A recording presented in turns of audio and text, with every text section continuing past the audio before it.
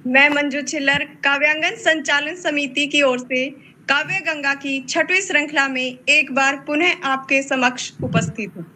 काव्यांगन हिंदी के प्रचार प्रसार में समर्पित संस्था जो सन 2018 में स्वर्गीय डॉक्टर रामकृष्ण शर्मा द्वारा स्थापित किया गया था। अब 8000 सदस्यों का विशाल और प्रतिष्ठित परिवार है। इस पावन मंच पर अनेक गतिविधियां होती हैं। उन्हीं में से एक गतिविधि ऑनलाइन पुस्तक के लोकार्पण की है, जिसमें नवांकुर और वरिष्ठ साहित्यकारों की पुस्तकों का लोकार्पण होता है। जब धनुष तलवार से भी जीत नहीं संभाव्य हो, जब नहीं जीवन में कुछ रोचक नहीं कुछ नाव्य हो, तब चले आओ हमारे काव्य के आंगन में तुम, मिलके बैठेंगे सभी, कुछ गीत हो कुछ काव्य हो। वाह, बहुत खूब। तो आज इसी क्रम में हम काव्यांगन के प्रतिष्ठित मंच पर श्री राधाकृष्ण दीक्षित जी, जो एक मूर्धन्य साहित्यकार, प्रख्यात आलोचक, विद्वान हैं, के नए काव्य संग्रह मुट्ठी भर रेत के लोकार्पण के लिए यहाँ एकत्रित हुए हैं। आदरणीय राधाकृष्ण दीक्षित जी किसी परिचय के मोहताज नहीं हैं। उनके बारे में कुछ भी कहना सूरज को दीपक दिखाने के समान है। यह ऐसे मूर्धन्य साहित्यकार हैं, जहां भी अपनी रचनाएं पढ़ते हैं, इनके ओजस्वी व्यक्तित्व एवं कृतित्व से आसपास के सारे लोग मंत्रमुग्ध हो जाते हैं। इनकी ओजस्वी वाणी और इनके अद्भुत ग्रंथ और रचनाएं ही इनका परिचय है, लेकिन फिर भी उनका परिचय देना कार्यक्रम की औपचारिकता है। तो आइए जानते हैं आदरणीय डॉक्टर राधाकृष्ण दीक्षित जी के बारे में। डॉक्टर राधाकृष्ण दीक्षित जी कासगंज पीजी कॉलेज में हिंदी विभाग के एसोसिएट प्रोफेसर हैं। इनके 50 से अधिक शोध पत्र प्रकाशित हुए हैं। देश भर के कॉलेज विश्वविद्यालय में विभिन्न विषयों में आयोजित 70 से अधिक सेमिनारों में इनकी सहभागिता रही है। हिंदी की प्रतिष्ठित पत्रिका तुलसी मानस का संपादन किया है इन्होंने। इनकी 8 पुस्तकें प्रकाशित हो चुकी हैं, जो विभिन्न विषयों पर आधारित हैं और जिनके नाम हैं टुकड़े टुकड़े सच कहानी संग्रह, राहे विश्वास की काव्य संग्रह, कोपले खिल गई काव्य संग्रह, आदित्य शुक्र क्षेत्र ग्रंथ, हिंदी उपन्यासों में राष्ट्रवाद, बहुत सुंदर। प्रसाद का समाज दर्शन, तुलसीदास जन्म और जीवन, प्राचीन तीर्थ शुक्र क्षेत्र। दूरदर्शन, आकाशवाणी आदि पर आपके अनेक कार्यक्रमों का प्रसारण हुआ है। जनपदीय एवं प्रदेश स्तरीय 1 दर्जन से अधिक पुरस्कार और सम्मान जल संरक्षण, गंगा प्रदूषण, पर्यावरण एवं वंश लेखन जैसे विषयों पर विगत 10 वर्षों में सक्रिय सहभागिता रही है। कार्यक्रम संचालन, भाषण एवं मोटिवेशनल विषयों पर संभाषण। बहुत सुंदर। आज इन्हीं के लिखे हुए नए काव्य संग्रह मुट्ठी भर रेत के लोकार्पण के लिए हम यहाँ एकत्रित हुए हैं। तो आइए इसके लोकार्पण के लिए आज यहाँ आए प्रख्यात आलोचक, साहित्यकार, जो पुस्तक के लोकार्पण के लिए उपस्थित हुए हैं, मैं उनका परिचय आप सभी से कराती हूँ। हमारे साथ हैं आदरणीय रमापति त्रिवेदी जी, जो कवि एवं साहित्यकार के साथ काव्यांगन मंच के संचालक, वरिष्ठ एडमिन हैं दिल्ली से। आदरणीय विवेक गोयल जी, जो प्रख्यात साहित्यकार हैं दिल्ली से। श्री मुक्तिनाथ त्रिपाठी जी, जो हमारे साथ जुड़े हैं गोरखपुर से, काव्यांगन के एडमिन हैं। डॉक्टर राकेश शर्मा जी हमारे साथ बरेली से जुड़े हैं। आप प्रसिद्ध साहित्यकार एवं कवि हैं। श्रीमती शिल्पी सिंह जी विदुषी कवियत्री के साथ साथ एडमिन हैं। मैं आप सभी का बहुत बहुत स्वागत, वंदन और अभिनंदन करती हूँ। आइए सबसे पहले कार्यक्रम का आरंभ करते हैं सरस्वती वंदना एवं दीप प्रज्वलन के साथ। मैं विवेक सर से अनुरोध करूंगी कि वह दीप प्रज्वलित कर इस कार्यक्रम का आरंभ करें। इस कार्यक्रम में मुझे मां सरस्वती के दीप प्रज्वलन का अवसर देने के लिए आपका बहुत बहुत हृदय से धन्यवाद करता हूँ। मां शारदा का आशीर्वाद इस आयोजन पर सदैव बना रहे।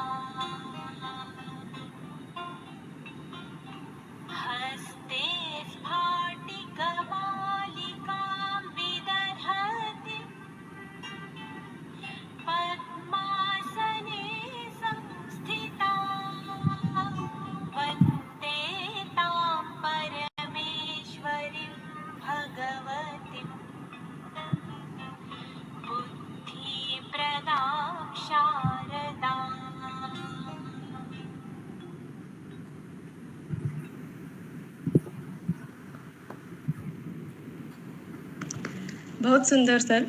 तो आइए कार्यक्रम को आगे बढ़ाते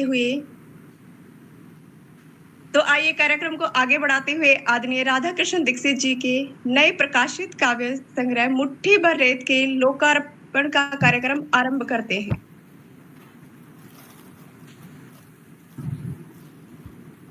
मेरे मत से आदरणीय दीक्षित जी शायद अभी पधारे नहीं है, किसी वजह से वो थोड़ा सा लेट चल रहे हैं, तो हम लोकार्पण का कार्यक्रम उन्हीं के सामने करें तो ज्यादा बेहतर। बिल्कुल जी सर। जी धन्यवाद। मुझे इस काव्य संग्रह में यूं तो सभी रचनाएं पसंद आई, किंतु मित्रता कविता ने विशेष रूप से प्रभावित किया। तो मैं आदरणीय रमापति त्रिवेदी जी, जो अपनी अद्भुत समीक्षाओं और आलोचनाओं के लिए प्रसिद्ध हैं, को आमंत्रित करती हूं और पूछती हूं कि वैसे तो इसकी सभी कविताएं अच्छी हैं, किंतु आपको किन कविताओं ने सर्वाधिक प्रभावित किया और क्यों? बहुत अच्छा। आप सभी का अभिनंदन करता हूं, वंदन करता हूं। और आदरणीय मंजू चिल्लर जी बहुत अच्छा संचालन कर रही हैं। और एक बात पुनः मैं बड़ा स्वागत करता हूं आदरणीय दीक्षित जी का कि वो हमारे बीच में आ गए हैं। और स्वागत है सर। ये प्रसिद्धि का एक कहा जाए कि लेट होना प्रसिद्धि से जुड़ा हुआ है। तो मैं आदरणीय मंजू चिल्लर जी से अनुरोध करता हूं कि विमोचन जब दीक्षित जी आई गए हैं तो वो उसका लोकार्पण करें हम पहले, उसके बाद ही हम आगे बढ़ते हैं। आदरणीय जी, तो आइए कार्यक्रम को आगे बढ़ाते हुए आदरणीय राधा कृष्ण दीक्षित जी के नए प्रकाशित काव्य संग्रह मुट्ठी भर रेत के लोकार्पण का कार्यक्रम आरंभ करते हैं। मैं सभी अतिथियों से आग्रह करूंगी कि वह पुस्तक का अनावरण कर इसका लोकार्पण करें।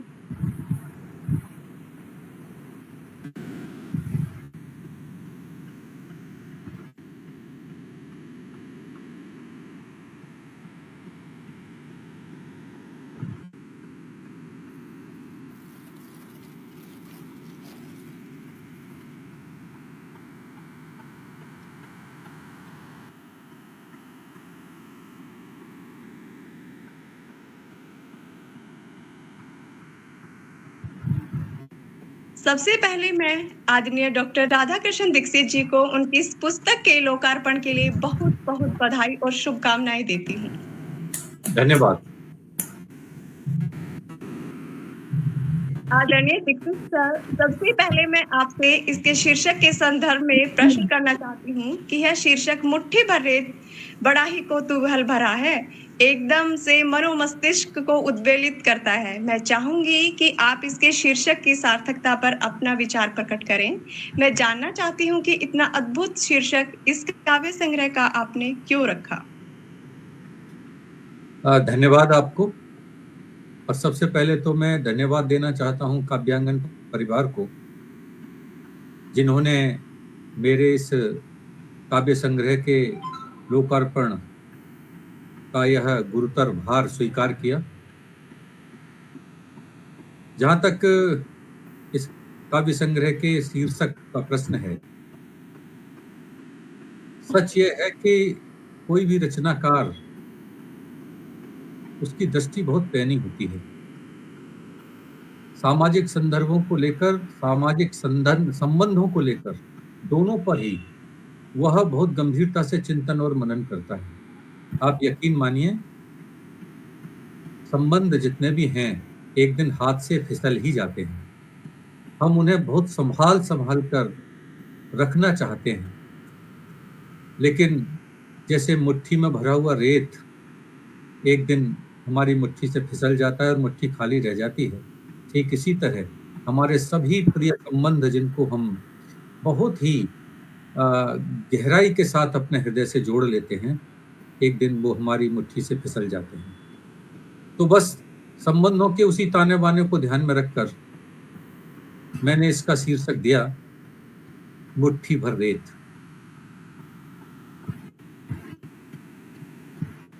वाह, बहुत सुंदर सर। आज पता चला कि इतना सुंदर शीर्षक क्यों रखा। मुझे इस काव्य संग्रह में यूं तो सभी रचनाएं पसंद आई, किंतु मित्रता कविता ने विशेष रूप से प्रभावित किया। तो मैं आदरणीय रमापति त्रिवेदी जी, जो अपने अद्भुत समीक्षाओं और आलोचनाओं के लिए प्रसिद्ध हैं, को आमंत्रित करती हूँ और पूछती हूँ कि वैसे तो इसकी सभी कविताएं अच्छी हैं, किंतु आपको इन किन कविताओं ने सर्वाधिक प्रभावित किया और क्यों? स्वागत है सर आपका। बहुत बहुत धन्यवाद मंजू जी।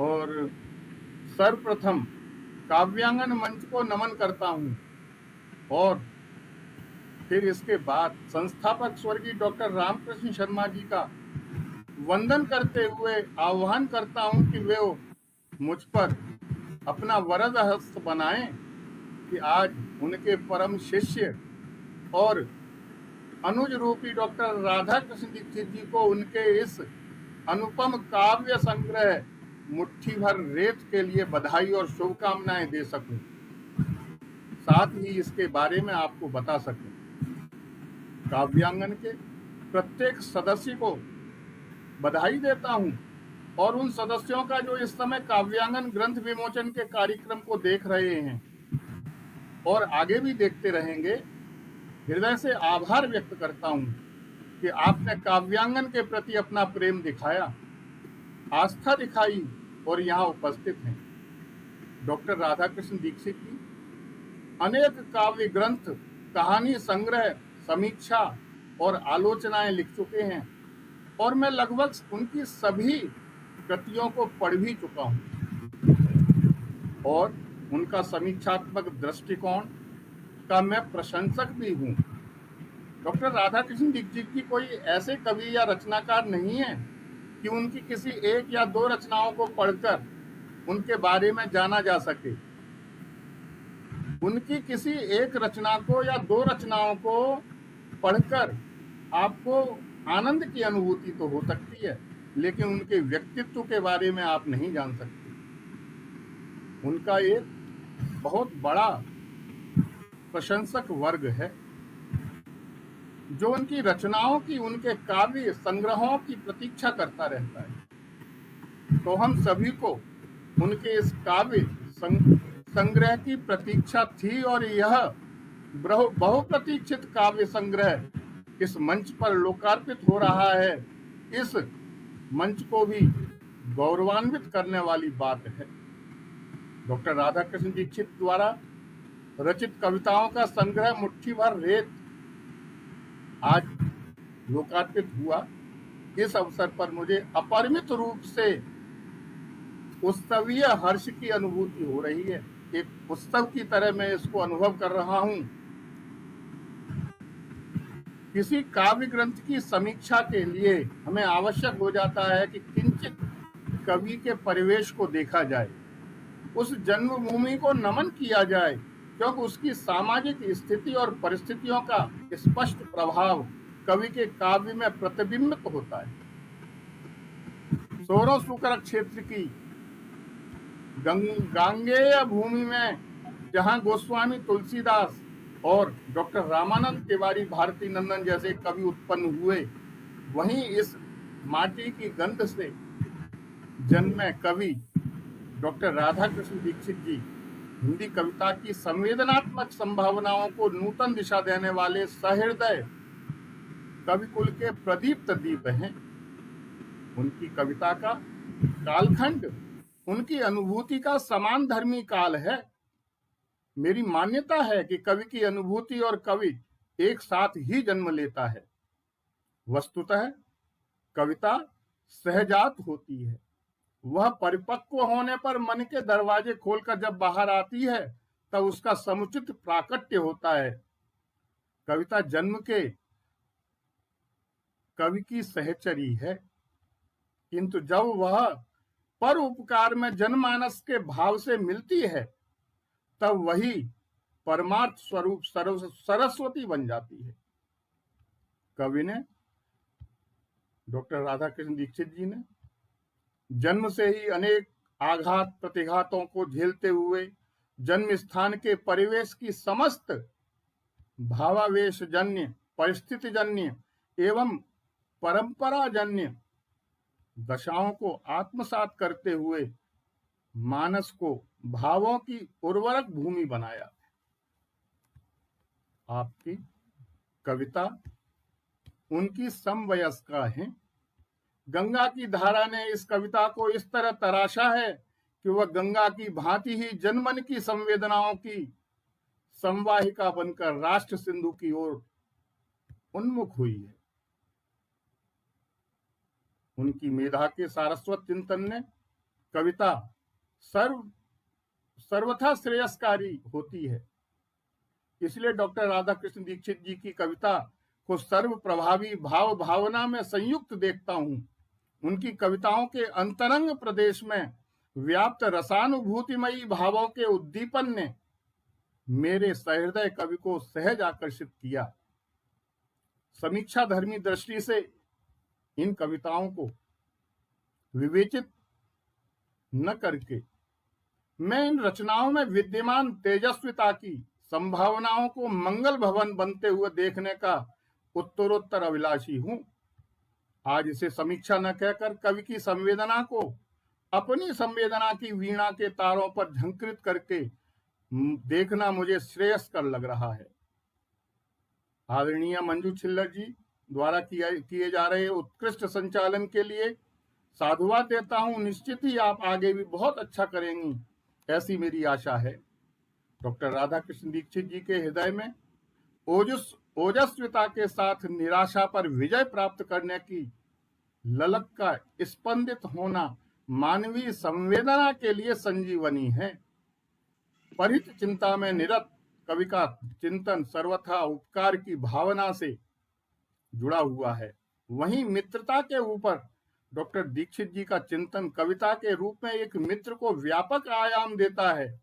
देखिए, मित्रता उपहार ईश्वर का अनोखा, मित्रता उपहार ईश्वर का अनोखा, मित्रता पवन है मूर्ति देव की, मित्रता विश्वास का सागर है गहरा, मित्रता आरती और दीप की आराधना है, मित्रता है आत्मा इस देह की, मित्रता शक्ति है हर संबंध की। सारे सामाजिक संबंधों से ऊपर कवि ने मित्रता को एक अलौकिकता प्रदान कर दी। कवि का मानना है कि मानव हृदय में नए भावों का उदय होते रहना चाहिए। विश्वास की नींव पर खड़ा हुआ प्रेम, विश्वास और आस्था जीवन को स्वर्ग बना देते हैं। ध्येय, भाव, भक्ति और कामना का अलौकिक रूप आपके चिंतन में विद्यमान है। देखिएगा आप उनकी रचना, नेह और प्रेम के विशाल मन मंदिर में सत्य और साधना का ध्येय होना चाहिए। नेह और प्रेम के विशाल मन मंदिर में सत्य और साधना का ध्येय होना चाहिए। गंध अक्षत पुष्प की सुगंध हो संबंधन में, नित्य नव्य भाव का उदय होना चाहिए। भक्ति में भाव हो कामना न कोई शेष, भावना में प्रेम का निदान होना चाहिए। और प्रेम में बसी छवि आपकी अलौकिक सी, छवि धारणा में बस ध्यान होना चाहिए। तो कवि ने अपनी उदात्त भावना को व्यक्त करते हुए कविता लिखी। वहीं उसकी प्रौढ़ कलम ने नवयुग बोधिनी कविता एवं नव हृदय संचारी गीतों के माध्यम से मानवीय भावनाओं को निकट से समझने का प्रयास किया है। कवि आदरणीय डॉक्टर राधाकृष्ण दीक्षित राष्ट्रीय चिंतन से ओतप्रोत हैं। उसे राष्ट्र की अनेक समस्याएं विचलित किए हुए हैं।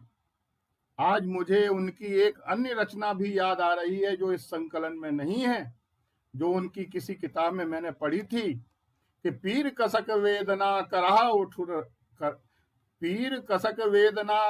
उठ रही है आज, मन मलिन हो गए कि लाज लुट रही है आज। देश की अखंडता को कैसे बांधते हैं, बेचते हैं लोग, और जिंदगी तो जिंदगी की मौत बिक रही है आज। आचार्य कुंतक की काव्य की जो परिभाषा दी है कि शब्दार्थौ सहितौ वक्र, कवि व्यापार शालिनी, और बंधे व्यवस्थितौ काव्यम तद्दिद आह्लादकारिणी, अर्थात वक्र कवि व्यापार से शोभित होने वाला और विद्वान जनों को आह्लादित करने वाला शब्दार्थ सहित जो बंध है वही काव्य कहलाता है। आदरणीय दीक्षित जी तो काव्य की परिभाषा को चरितार्थ करते हुए आदरणीय ने सभी काव्य संग्रह पूर्ण रूप से व्यवस्थित, शब्द, भाव, शैली, शिल्प सारी चीजों में अद्भुत और अप्रतिम हुए। यही नहीं, वाक्यम रसात्मकम काव्यम को चरितार्थ करते हुए पाठकों को अनिर्वचनीय रस की अनुभूति कराते हैं। जहां तक इस काव्य संग्रह की बात है, इसकी भी सारी कविताएं अपने आप में अनूठी हैं, चाहे वह उनकी प्रेम की कविता हो या समसामयिक विषयों पर लिखी हुई। किंतु फिर भी जब आपके प्रश्न के उत्तर की बात आती है तो जो कविताएं पढ़ते पढ़ते ही मन और आत्मा पर अपनी अमिट छाप छोड़ गई, उन कविताओं का उल्लेख मैं यहाँ अवश्य करना चाहूंगा। सर्वप्रथम मैं समसामयिक विषय पर लिखी कविताओं पर आता हूं तो राष्ट्र वंदना होगी कैसे और कौन देश की मर्यादा को की बात करूंगा। दोनों रचनाएं ही दीक्षित जी की बहुत सुंदर और बहुत हृदयस्पर्शी हैं। यह दोनों कविताएं पाठकों की भावनाओं को झकझोरने में पूर्णतया समर्थ हैं। अद्भुत और अत्यंत मर्मस्पर्शी पंक्तियां हैं कि राष्ट्र वंदना होगी कैसे, कि राष्ट्र वंदना होगी कैसे, झोपड़ियों में रात जगाकर सिसक रही है। राष्ट्र वंदना होगी कैसे, झोपड़ियों में रात जागकर सिसक रही है, भूखे नंगे पेट जिंदगी खिसक रही है। राष्ट्र वंदना होगी कैसे, झोपड़ियों में रात जागकर सिसक रही है, भूखे नंगे पेट जिंदगी खिसक रही है। रोज सयानी बेटी कांटे सी चुभती क्यों, सांसों की गिनती हो जैसे, और राष्ट्र वंदना होगी कैसे, राष्ट्र वंदना होगी कैसे। यह कविता अपने आप में अनूठी इसलिए है कि इसकी प्रथम पंक्ति पढ़ते ही ऐसी अनुभूति होती है मानो यह देश प्रेम पर आधारित कोई कविता होगी। लेकिन जैसे जैसे हम कविता पढ़ते हैं पता चलता है यह कविता तो देश के विकास की बात करती है। हमें अपने राष्ट्र को इतना गौरवशाली, इतना उन्नतिशील बनाना है कि उसमें कोई समस्या ना आए, न रहे, क्योंकि समस्याओं के साथ देश उन्नति नहीं कर सकता। उल्लेख किया गया है कि उसके रहते उसके देश के निवासी ये राष्ट्र वंदना कर नहीं सकते। यही तो विशेषता है दीक्षित जी की कविताओं की। ये कविताएं अपने आप में एक कहानी भी होती है, एक उपन्यास भी है और एक नाटक भी है। काव्य का जो सर्वश्रेष्ठ गुण रस है वह तो उसमें रहता ही है। साथ ही साथ दीक्षित जी की एक कविता है कौन देश की मर्यादा को। इस कविता की पंक्तियां पढ़ते ही जो जोश हृदय में स्वतः स्फूर्ति उत्पन्न होती है वो वही है जो सुभद्रा कुमारी चौहान को जब हम कवि पढ़ते हैं।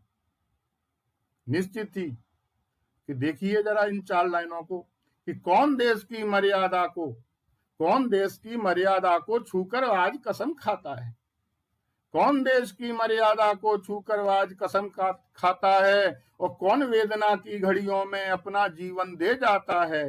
कौन कौन तमाशा तुझे बनाकर बेच रहा है देश बता तू, कौन रात की तन्हाई में तेरे गायन को गाता है। एक कवि ही गायन गा सकता है। अब ये पंक्तियां ऐसी हैं कि अगर देखा जाए तो इसमें एक ललकार है, एक विद्रोह है और एक हृदय की वेदना है।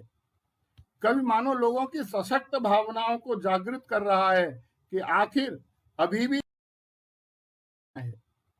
कवि मानो लोगों की सशक्त भावनाओं को जागृत कर रहा है कि आखिर अभी भी इस देश में सुभाष चंद्र बोस, बाल गंगाधर तिलक, भगत सिंह जैसे जवान हैं या नहीं जो कि देश के लिए अपना सर्वस्व दे सकते हों। दूसरी ओर देश के राजनेताओं और मौका परस्तों पर ताना कसते हुए कहते हैं कौन तमाशा तुझे बनाकर बेच रहा है देश बता तू, कौन तमाशा तुझे बनाकर बेच रहा है देश बता तू। तो इन पंक्तियों में मानो दीक्षित जी ने गागर में सागर भर दिया है। और इन 4 पंक्तियों में ही ऐसा लगता है बस ओज की कविता कहने के लिए ही डॉक्टर साहब ने जन्म लिया। और इससे अच्छी देशभक्ति रचनाएं, समसामयिक रचनाएं, जोश भरने वाली रचनाएं कोई कह नहीं सकता।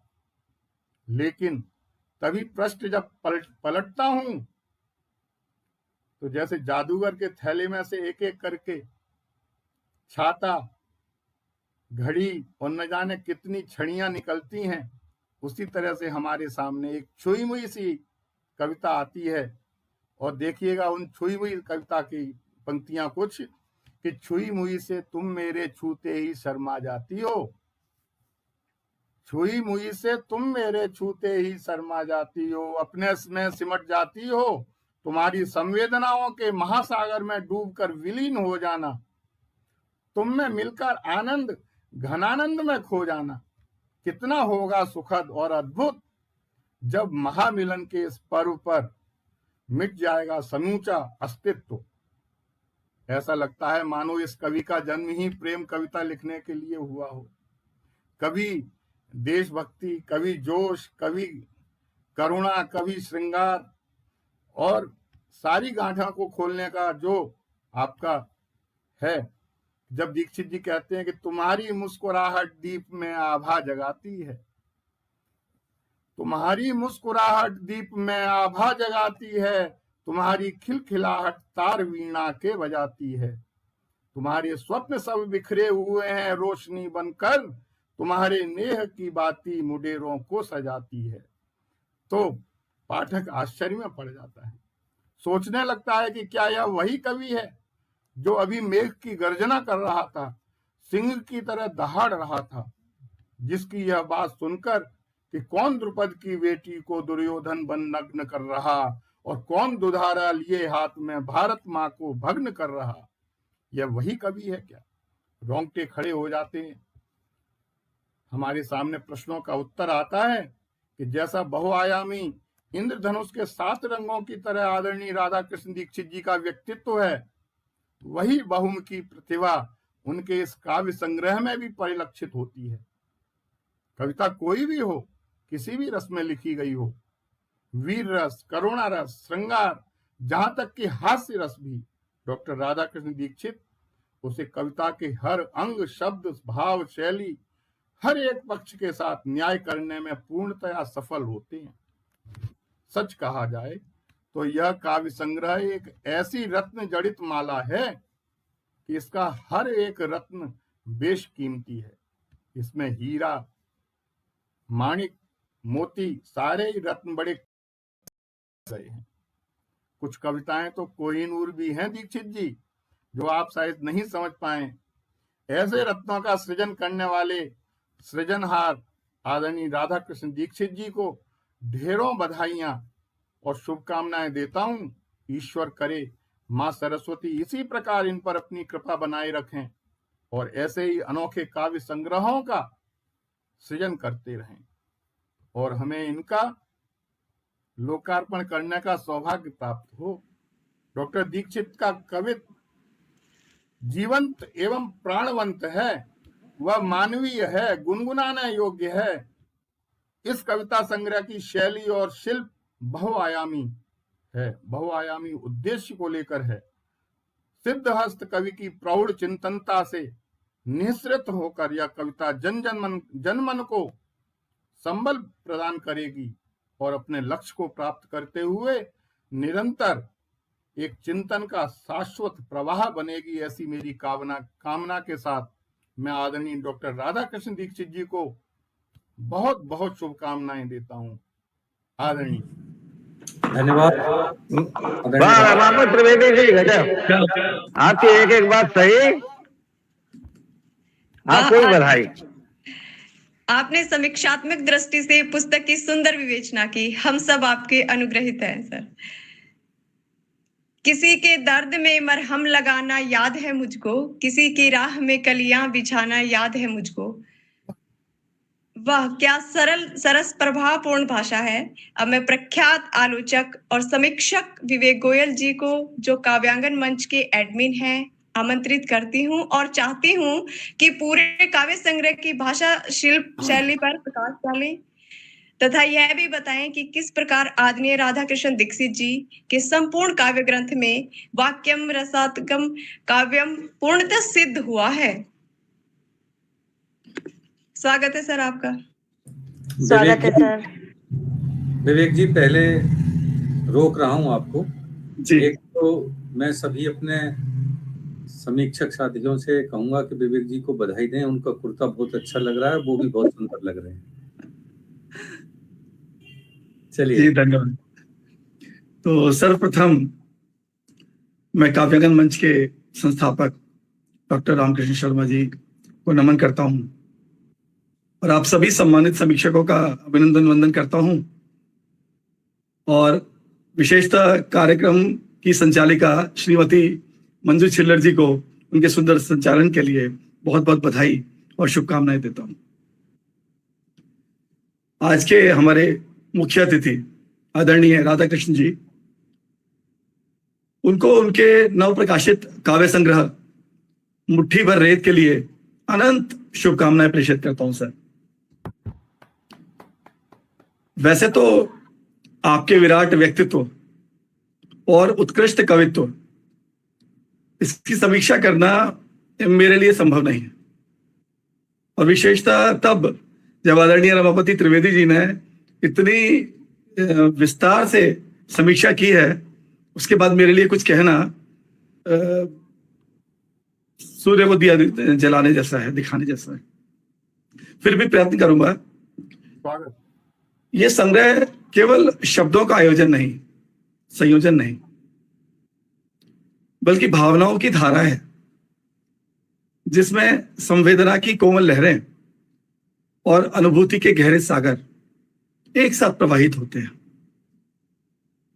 इस अनुपम काव्य कृति को पढ़ते हुए प्रतीत होता है मानो मन एक सुरभित उपवन में विचर रहा हो, जहां हर एक कविता एक नया पुष्प है और हर छंद उसकी सुगंध।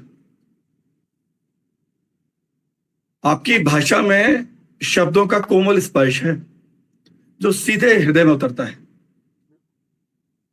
बल्कि प्रत्येक कविता में एक ऐसी आत्मीयता है जो पाठक को अपनी अनुभूतियों का प्रतिबिंब देखने को विवश कर देती है। मैं तुमको अपने गीतों में राग लिखूं, मल्हार लिखूं। मैं तुमको अपने गीतों में राग लिखूं, मल्हार लिखूं। तुमको मैं एक गीत लिखूं या फिर गीतों का हार लिखूं, फिर गीतों का हार लिखूं। बहुत सुंदर। क्या बात है। रूपक और बिंबों का ऐसा सुंदर संयोजन विरले ही देखने को मिलता है। हर कविता में प्रतीकों की सजीव उपस्थिति इसे एक नई ऊंचाई प्रदान करती है। बुने थे रिश्तों के धागे, बुने थे रिश्तों के धागों से घरौंदे जिनके, अपनी उंगली के सहारों से चलाया उनको। बुने थे रिश्तों के धागों से घरौंदे जिनके, अपनी उंगली के सहारों से चलाया उनको। और फर्क नियत में खाकर नमक कैसे लाया, सवाल यह है कि चौखट से निकाला क्यों उनको, चौखट से निकाला क्यों उनको। भावनाओं का निर्झर बहना और संप्रेषणीयता के सागर, जैसे मैं कहूंगा। आपकी शैली कहीं संवादात्मक, कहीं गेय, कहीं चिंतनशील, बहुआयामी शैली है आपकी। ये पाठक को भीतर तक छू जाती है और अपनी अनुभूतियों से जोड़ देती है। अब इन पंक्तियों पर जरा गौर कीजिए कि सुकून था मंजिलें मिलने का वक्त आ पहुंचा।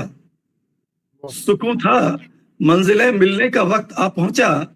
बहुत करीने से मुझको गिरा दिया किसने, बहुत करीने से मुझको गिरा दिया किसने। अब इन पंक्तियों में देखिए कि पहली पंक्ति में सुकून महसूस हो रहा है, लेकिन दूसरी पंक्ति में उसका बिल्कुल उलट कि आपकी करुणा अंदर से निकल रही है। पता है, इतना अच्छा संयोजन मैंने तो बहुत विरले ही किसी कविता में देखा है। ग्रहण सा लग गया है चांद के चेहरे पे, ये कैसा। ग्रहण सा लग गया है चांद के चेहरे पे, ये कैसा। पलक झपकी नहीं है रात भर, पर तुम नहीं आए। बहुत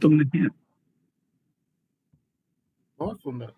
मुट्ठी भर रेत न केवल श्रृंगार रस, बल्कि करुण रस, वीर रस, भक्ति रस और वात्सल्य रस जैसे अनेकों रसों से समृद्ध कृति है। एक वानगी देखिए कि अधरों पर प्रतिबंध लगा है, आंखों में है शर्म का पहरा, मन मंदिर में सूरत तेरी, एहसासों में तेरा चेहरा। या करुण रस देखें तो तकदीर में दिए की है जलना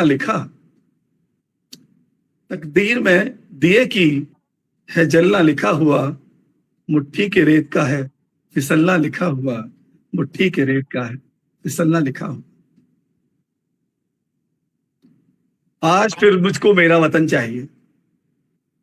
अब आप खुद देखिए कि पूरा 360 डिग्री चेंज आता है कि कहां हम मुट्ठी के रेत की बात कर रहे हैं और फिर हम वीर रस पे पहुंचते हैं कि आज फिर मुझको मेरा वतन चाहिए। अप्रतिम सौंदर्य है आपकी कविताओं में। कुदरत ने सौंपे पंख उड़ो आसमान में, छा जाओ तुम सितारों से सारे जहान में। छा जाओ तुम सितारों से सारे जहान में। आदरणीय दीक्षित जी की कविताओं में देश प्रेम और आत्मीयता का अद्भुत संगम देखने को मिलता है। मुझे उनकी कविता बहुत पसंद है, दिल से हृदय से बहुत मुझे अच्छी लगती है। और अभी इसका जिक्र आदरणीय त्रिवेदी जी ने भी किया कि कौन देश की मर्यादा को छूकर आज कसम खाता है।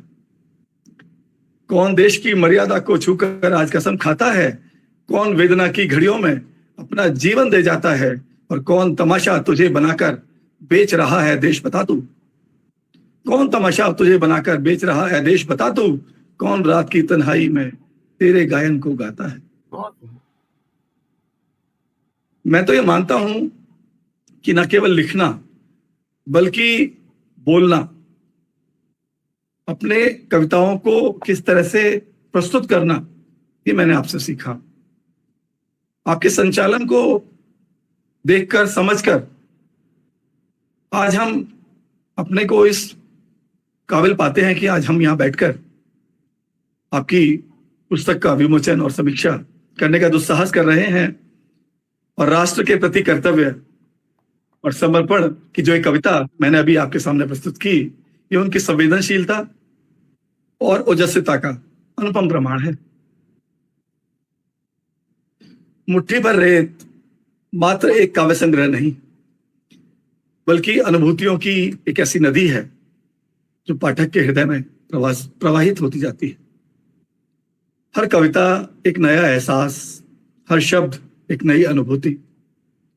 आपकी लेखनी हमें बताती है कि काव्य मात्र भाषा का खेल नहीं, बल्कि संवेदना की वह नदी है जिसमें डूबकर उसकी गहराई को जिसमें डूबकर ही समझा जा सकता है। आखिर में अगर आज्ञा हो संचालिका की, तो एक प्रश्न मैं आदरणीय दीक्षित जी से करना चाहूंगा कि आपकी लिखने का यह यात्रा पथ कब आरंभ हुआ और किस क्षण ने आपको आपकी प्रथम कविता लिखने को प्रेरित किया। विवेक जी, बहुत महत्वपूर्ण बात आज आपने की है और मैं बहुत ध्यान से रमापति जी को भी सुन रहा था और आपको भी सुना है। एक तो मैं जहां मेरा जन्म हुआ, जैसा कि रमापति जी ने कहा, उसके चारों ओर साहित्य की सरिता बहती रही है। कभी तुलसीदास तो कभी नंददास, कभी रत्नावली। तो पीढ़ियों से गुजरता हुआ काव्य संग्रह आते आते डॉक्टर रामकृष्ण शर्मा, और उनके बाद भी निरंतर जारी है। बचपन से मैं बहुत संवेदनशील रहा हूं। आप यकीन मानिए साहित्य से मेरा दूर दूर तक का रिश्ता नहीं था। आरंभ में मैं विज्ञान का विद्यार्थी था, लेकिन मेरी दादी निष्णात विद्वान थी साहित्य की,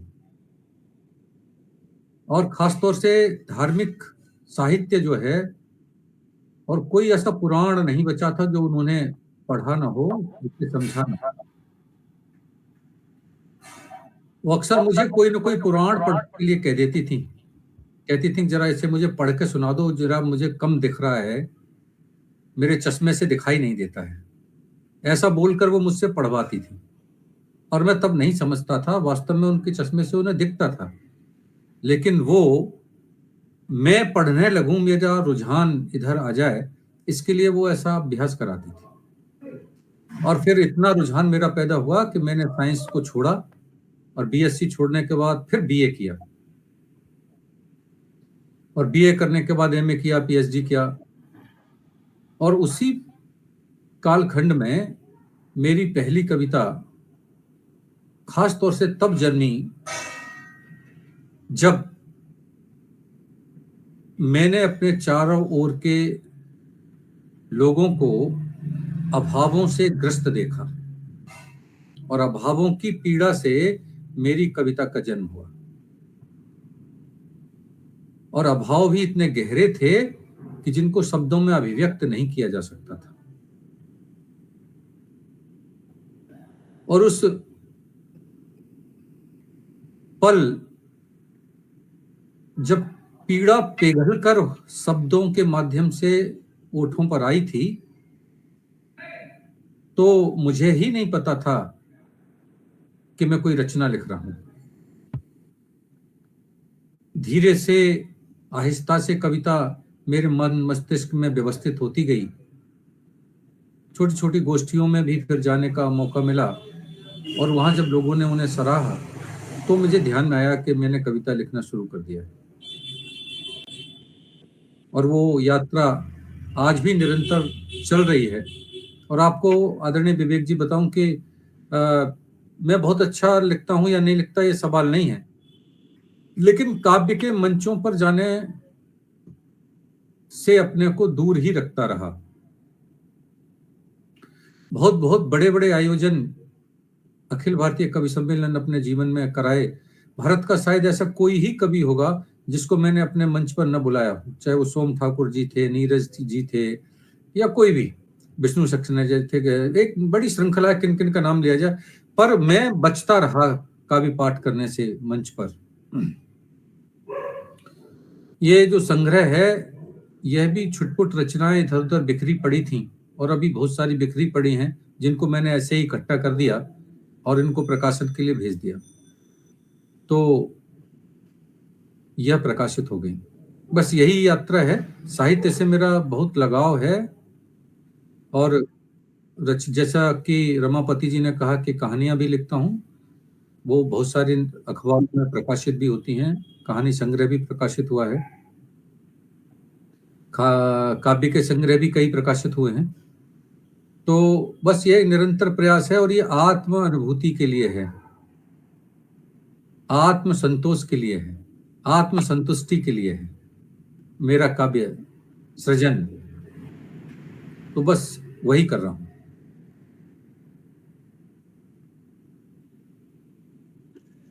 वाह सर, बहुत सुंदर। अब मैं आदरणीय शिल्पी सिंह जी को आमंत्रित करती हूँ, जो श्रम श्रृंगार की कवित्री हैं। उनसे आग्रह करती हूँ कि आदरणीय राधाकृष्ण दीक्षित जी की जो प्रेम कविताएं हैं, जैसे तस्वीर, तू बहुत प्यारा है, रंगों का समंदर, इन कविताओं में जो श्रृंगारिक बिंब और सांग रूपक अलंकार का प्रयोग करके प्राकृतिक तत्वों का मानवीकरण किया गया है, उन पर कुछ प्रकाश डालें। स्वागत है मैम।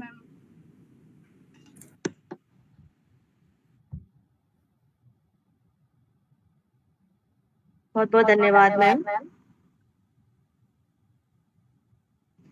सर्वप्रथम काव्यांगन मंच को नमन करती हूँ। माँ शारदे को वंदन एवं यहाँ उपस्थित समस्त विद्वजनों को सादर प्रणाम। आदरणीय श्री राधा कृष्ण दीक्षित जी को करबद्ध अभिवादन एवं आपकी नवसृजित काव्य संग्रह मुट्ठी भर रेत के लिए हृदय तल से अनंत शुभकामनाएं सर। मैं मूलतः श्रृंगार रस को ही पढ़ने और लिखने की अधिक अभ्यस्त रही हूँ, इसलिए आदरणीय मंजू जी ने मुझे आपकी प्रेम कविताओं पर प्रकाश डालने हेतु आमंत्रित किया।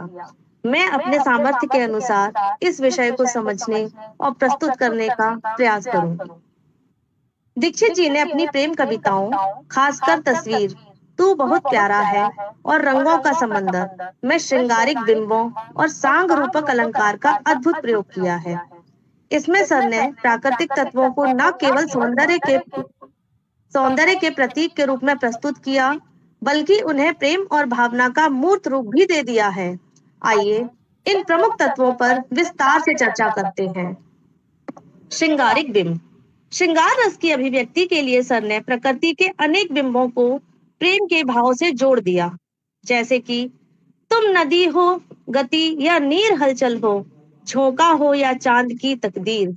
यहाँ प्रेम को नदी की चंचलता, झोंके की कोमलता और चांद की किस्मत से जोड़कर प्रेम की प्रवाहमानता और रहस्यमय आकर्षण को दर्शाया है।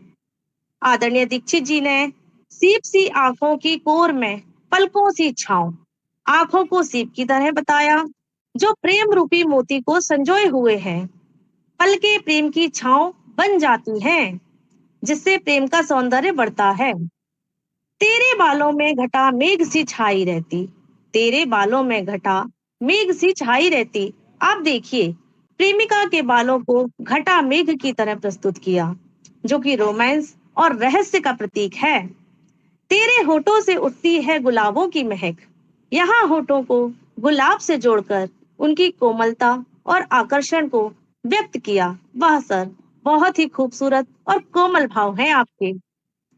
इस प्रकार आपने अपनी कविताओं में नदियां, मेघ, चांद, सूरज, सीप, कमल, फूल और घटाओं के माध्यम से प्रेम की कोमलता और उसकी गहराइयों को अभिव्यक्त किया है। इसी के साथ मैं भी एक 4 लाइन का छोटा सा मुक्तक रखती हूँ। तेरी बातों में महकते हैं गुलाबों के साए, तेरी बातों में महकते हैं गुलाबों के साए, तेरी यादों में बसंती बयारे लहराए। सावन की फुहारों सा बहता है प्यार तेरा, सावन की फुहारों सा बहता है प्यार तेरा। दिल की धरती पे रंगीन ख्वाब खिल जाए, दिल की धरती पर रंगीन ख्वाब खिल जाए।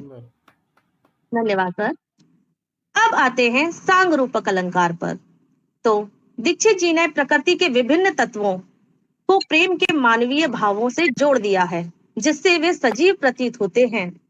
तस्वीर नाम की कविता में तुम फूल की गंध पावन गीता की सौगंध, तुम फूल की गंध पावन गीता की सौगंध, यहाँ प्रेम को फूल की सुगंध और गीता की सौगंध से जोड़ दिया, जो इसे पवित्र और मधुर बना रहा है। वहीं तू बहुत प्यारा है, इस कविता में तू बहुत प्यारा है चांद से न्यारा है, प्रियतम को चांद से श्रेष्ठ बताया, जो कि रूपक अलंकार का बहुत ही सुंदर प्रयोग है। तेरे सपनों में समंदर सा प्यार पलता है, तेरे सपनों में समंदर सा प्यार पलता है। यहाँ सपनों को समंदर की तरह बताकर प्रेम की असीम गहराई को प्रदर्शित करती रंगों की समंदर कविता बहुत ही अद्वितीय है सर। तू कभी चांद तो कभी सूरज सा दिखता है, इस वाक्य में प्रेम को चांद की शीतलता और सूरज की ऊर्जा दोनों से जोड़ दिया आपने, जो कि अपने आप में एक अनुपम प्रयोग है। इस प्रकार दीक्षित जी ने इन कविताओं में सांग रूपक अलंकार के माध्यम से प्राकृतिक तत्वों का मानवीकरण किया है, जिससे कि प्रेम को एक नया आयाम मिल रहा है। अब जब श्रृंगार की इतनी बातें हो रही हैं, तो भला मैं भी कैसे पीछे रह लूं सर। 4 लाइन तो आप सबको सुना के ही मानूंगी।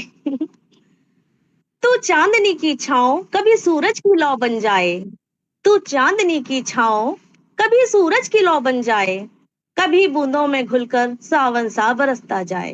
तेरे शब्दों में घुली है कोयल की मधुर मीठी तान, तेरे शब्दों में घुली है कोयल की मधुर मीठी तान। तू प्रेम का गीत है जो हर दिल में उतर जाए, तू प्रेम का गीत है जो हर दिल में उतर जाए। आदरणीय दीक्षित सर, आपकी कविताएं प्राकृतिक सौंदर्य और प्रेम की कोमलता को अद्भुत तरीके से संजोती हैं। आपने श्रृंगार रस की प्रधानता रखते हुए प्राकृतिक बिंबों का बहुत ही सुंदर मानवीकरण किया, जिससे कविताओं में एक सजीवता दिखाई देती है। इन कविताओं में प्रेम केवल एक भावना नहीं है, बल्कि बहते जल, चमकते सितारों और महकते फूलों की तरह स्पंदित होता दिख रहा है।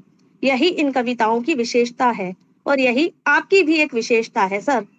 धन्यवाद सर। आपको पुनः बहुत बहुत शुभकामनाएं। यहाँ उपस्थित सभी विद्वजनों का हृदय तल से नमन, वंदन और अभिवादन। धन्यवाद। बहुत सुंदर, बहुत सुंदर, बहुत सुंदर। बहुत सुंदर समीक्षात्मक प्रकाश में आपने पुस्तक की प्रेम पक्ष को चित्रित किया। अब मैं दीक्षित सर से पूछना चाहती हूँ कि अक्सर ऐसा होता है कि हमारा किसी एक विशेष विधा पर विशेष अधिकार होता है, किंतु यह अत्यधिक रोचक है कि जब आप ओज की कविताएं लिखते हैं, जैसे कौन देश की मर्यादा को छूकर आज कसम खाता है, कौन वेदना की घड़ियों में अपना जीवन दे जाता है, तो ऐसा लगता है मानो किसी सिंह की गर्जना हो, कोई रणदुदुम्बी बज रही हो। और जब प्रेम कविताएं लिखते हैं तो ऐसा लगता है मानो तितली, फूल, तारे, जुगनू सब आपकी रचनाओं में आकर समाहित हो गए हों। सर, मैं यह जानना चाहती हूँ कि इन दो विधाओं में यह अद्भुत समन्वय कैसे ला पाते हैं आप? धन्यवाद मंजू जी, आपने बहुत ही सुंदर प्रश्न किया है। मूलतः मैं प्रेम का ही कवि हूँ। अब वो राष्ट्र प्रेम भी हो सकता है और मानवीय प्रेम भी हो सकता है। और राष्ट्र प्रेम मेरे जीवन के अंदर लाने का जिसे श्रेय है, वह राष्ट्रीय स्वयंसेवक संघ के साथ मेरा जुड़ना रहा है। बचपन से ही राष्ट्रीय स्वयंसेवक संघ की शाखा में गया और वहां राष्ट्रभक्ति के गीतों ने मुझे बहुत प्रभावित किया। और तब देश के प्रति जो मेरा चिंतन, उस चिंतन ने राष्ट्रभक्ति कविताओं को जन्म दिया और बन गया प्रेम पीड़ा अधरों पर पहरा है, मन भटके हुए मुसाफिर सा कब ठहरा है। तो मानवीय मन कब ठहरता है बिना प्रेम किए। तो प्रेम की वह अनंत अनुभूतियां मेरे मन को भी प्रभावित करती रही और तब मानवीय प्रेम ने कविता के रूप में जन्म लिया। तो ये दोनों ही प्रेम मेरे साथ साथ ही चलते रहे। लेकिन जब भी आप अगर यह प्रश्न करें कि इन दोनों में से आपको किसी को चुनना हो तो किसे चुनेंगे, तो आप यकीन मानिए मैं राष्ट्र प्रेम को ही चुनूंगा, क्योंकि वह मेरे मन और मस्तिष्क में पूरी तरह से व्याप्त हो गया है। बहुत सुंदर, बहुत सुंदर सर। जब भी आप बोलते हैं तो सुनने को जी चाहता है। बहुत सुंदर सर। दीक्षित जी की इस काव्य संग्रह में एक विशेषता है कि वेदना तो है कविताओं में, किंतु साथ साथ आशावाद का पुट भी है। जैसे वो कहते हैं, नेह और प्रेम के विशाल मन मंदिर में सत्य और साधना का ध्येय होना चाहिए। तो मैं मुक्तिनाथ त्रिपाठी जी से को आमंत्रित करती हूँ कि वो दीक्षित जी की कुछ कविताओं को आशावाद पर प्रकाश डालें। धन्यवाद संचालिका महोदय। आज मुझे ऐसा विषय दिया गया है कि मैं सोच ही नहीं पा रहा हूँ क्या कहूँ, क्या लिखूं, क्या समीक्षित करूं। और आदरणीय डॉक्टर दीक्षित जी की नवीनतम पुस्तक के लिए मैं बहुत बहुत बधाई और शुभकामनाएं देता हूं।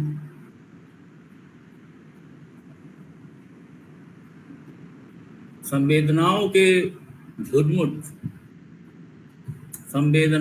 झुरमुट जो कभी मन को आनंद देते हैं तो कभी कभार कष्टकारक भी प्रतीत होते हैं।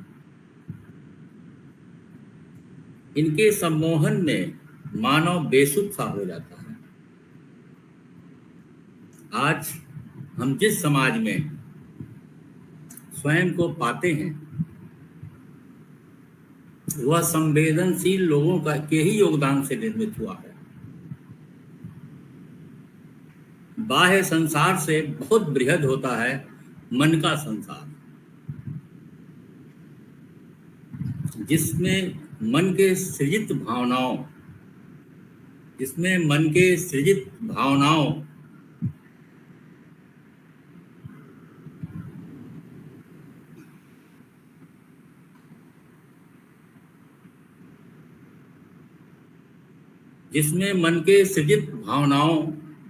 के खटोले में कल्पना एवं संवेदना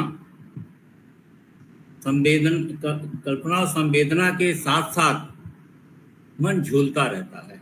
वाह, कभी ऐसा महसूस होता है जीवन मुट्ठी भर रेत की तरह है, जिसे हम सदैव ही पकड़े रहने का एक अनावश्यक प्रयास करते रहते हैं, परंतु वक्त और हालात के साथ वह फिसल ही जाता है।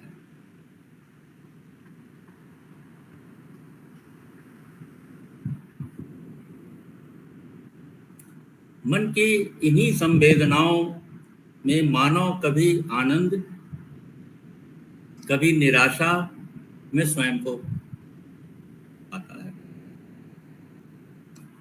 साथ ही साथ मानव मन से आशान्वित रहता है। इन्हीं संवेदनाओं के कसमकश में मन की अनुभूतियां अभिव्यक्त हो जाती हैं। इसी मन के उद्गार से कविता का जन्म होता है।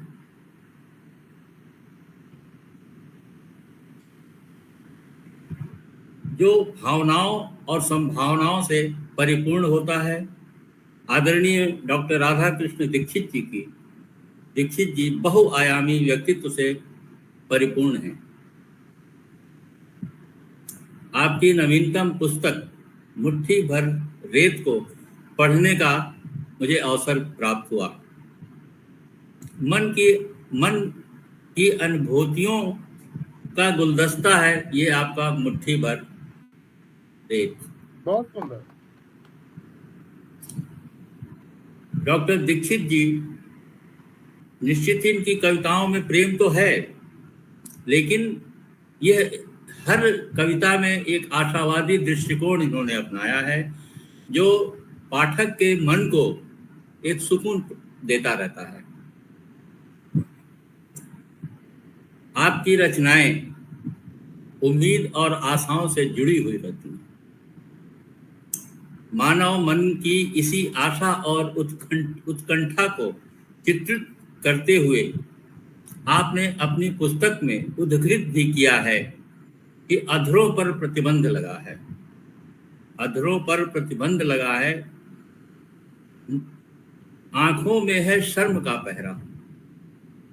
आंखों में है शर्म का पहरा, मन मंदिर में सूरत तेरी, एहसासों में तेरा पहरा। वाह, वहीं इसी रचना में मन की कल्पना को भी बखूबी अभिव्यक्त किया गया है। मधुरित स्मृतियों में तुम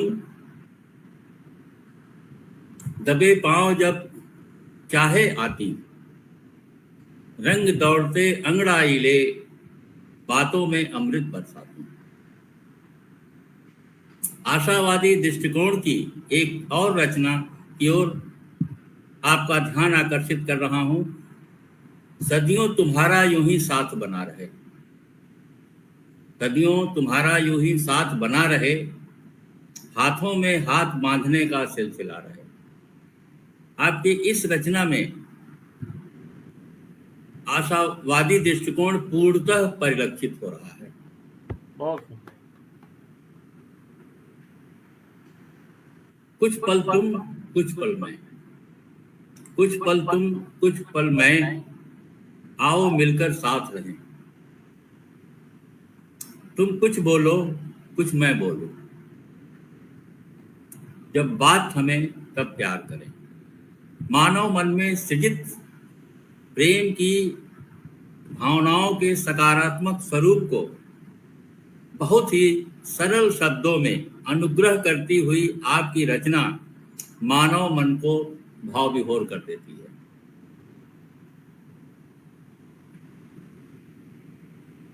ठहर जाओ, बरसती आंखों का पानी तो रुकने दो। ठहर जाओ, बरसती आंखों का पानी तो रुकने दो। उमड़ती यादों का तूफान उठा, उमड़ती यादों का तूफान उठा, उसको तो थमने दो। मानव मन में सृजित एहसासों को बयां करती हुई एक और रचना मुझे आपकी बहुत अच्छी लगी। तुम्हारा सपनों में आकर बतियाना, तुम्हारा सपनों में आकर बतियाना, तुम्हारा नींद उठा कर चले जाना। मानव मन कभी निराश तो कभी खिन्न, कभी प्रेम के हिंडोलों में झूलते जाना। मन भी कितना चंचल होता है। एक आशा और विश्वास को बहुत ही सुंदरता के साथ आपने अपनी रचना में उद्घृत किया है। आंखों में बसे सपनों का एतबार था। यह रचना आपकी आशावादी दृष्टिकोण को पूर्णतया परिलक्षित करा रही है। कवि हृदय यही नहीं रुका।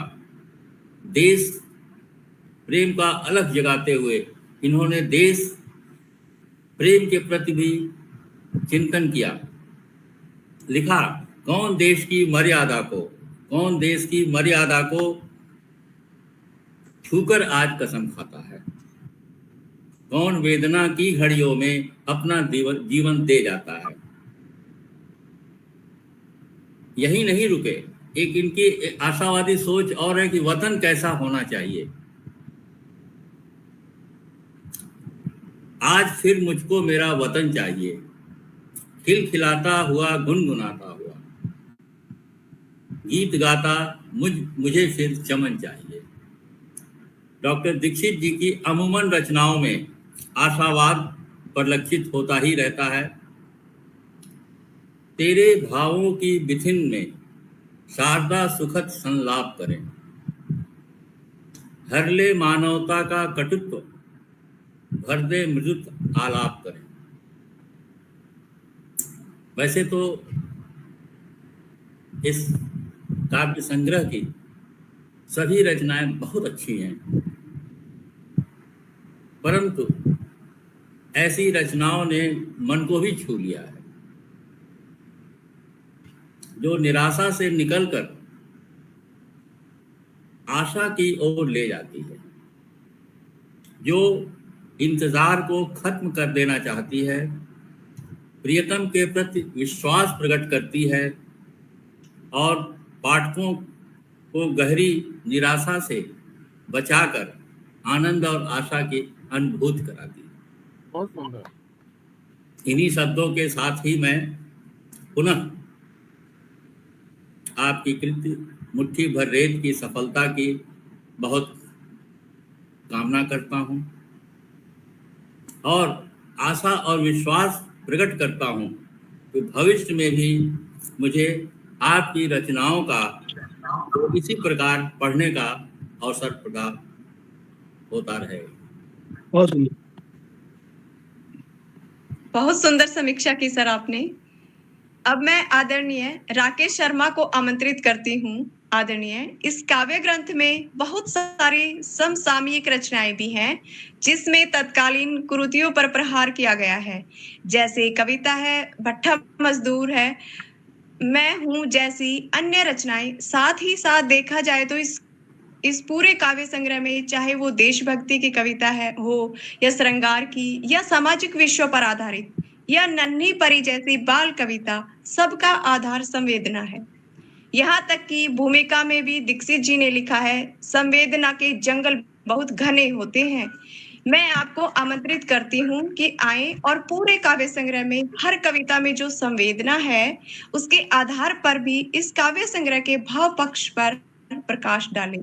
स्वागत है सर आपका। बहुत बहुत धन्यवाद आपको। आदरणीय मंच को प्रणाम करता हूं और आदरणीय डॉक्टर राधाकृष्ण दीक्षित जी को विशेष रूप से बधाई। और मैं गर्व की अनुभूति करता हूं कि डॉक्टर दीक्षित जी की प्रेरणा से इतने विमोचन हुए, प्राय लोग प्रेरित होकर के कविताएं लिखते और छपवाने लगे। दीक्षित जी कहते हैं कि प्रकाशित कराओ। एक किताब छप गई, अब दूसरी कब छप रही है। तो आप तो हमारे प्रेरणा स्रोत हैं दीक्षित जी। ये आपका बड़प्पन है कहूं मैं,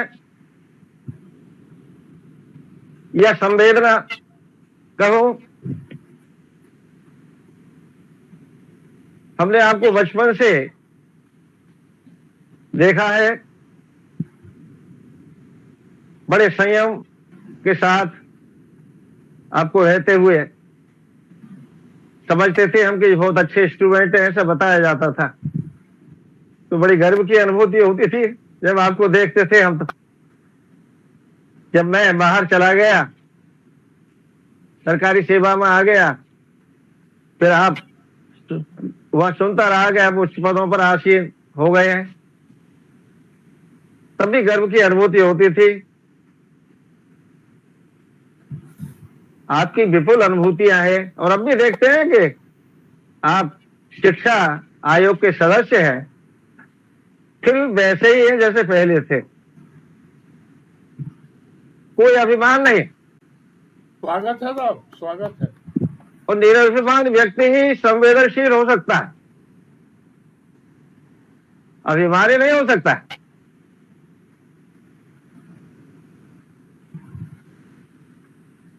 आपने कहा कि संवेदनाओं के जंगल बहुत घने होते हैं। वाकई घने होते होंगे। ये संवेदनाओं के जंगल है।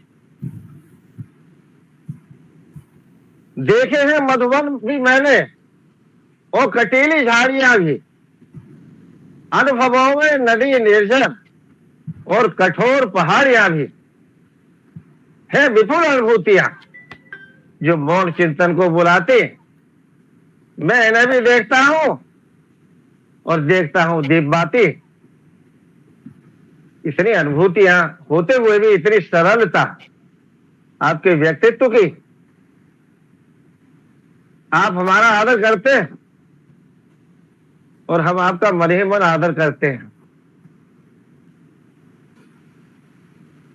तो मुझे याद आता है, अब देखिए आपके बारे में बहुत कुछ किताब से बहुत बताएंगे बात है, मैं भी बताऊंगा। मुझे लगता है कि मैं कौन सी कविता की चर्चा करूं, अधिकांश तो बता दिया गया, और फिर भी मैं कोशिश करूंगा। और आप जैसे व्यक्ति के सामने, जो कि आप एक शिक्षक भी हैं और काव्य शास्त्र का भी आपको विपुल अनुभव है, लेकिन फिर भी अपने अपने ढंग से व्यक्ति बात करता है। तो संवेदनाओं के जंगल की बात हो रही थी। उस जंगल में आप हैं तो सही, लेकिन आपकी संवेदना में, इसलिए कहा होगा उसमें कठोरता भी है और मृदुलता भी है। आपने उसमें से कोमलता निकाली है, तभी तो आप कहते हैं कि किंतु कोमल और गुदगुदे भी होते हैं वो जंगल, और मीठी सी गंध से भरे होते हैं। और इस गंध में न जाने कैसी तीक्ष्णता होती है कि धीरे धीरे हम बेसुध होकर के चलते चले जाते हैं, बहुत दूर चलते चले जाते हैं। मैं बड़ा ही जा रहा हूं, चल रहा हूं क्योंकि चलने से थकावट दूर होती। चल रहा हूं क्योंकि जलने से तपस्या चूर होती है। गल रहा हूं क्योंकि बोझ हल्का हो जाता है हृदय का, और ढल रहा हूं क्योंकि ढलकर साथ पा जाता समय का। इसलिए ही आज युग की देहली को लांग कर मैं पथ नया अपना रहा हूं, पर हे प्रेम का तुमको मैं भूला नहीं हूं। बहुत सुंदर। आपकी संवेदनाओं में मुख्यतः नारी है, और वह नारी आपकी पहली कविता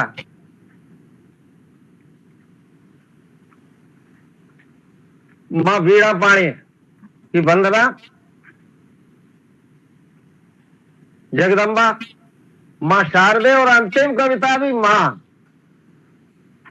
मेरी मां।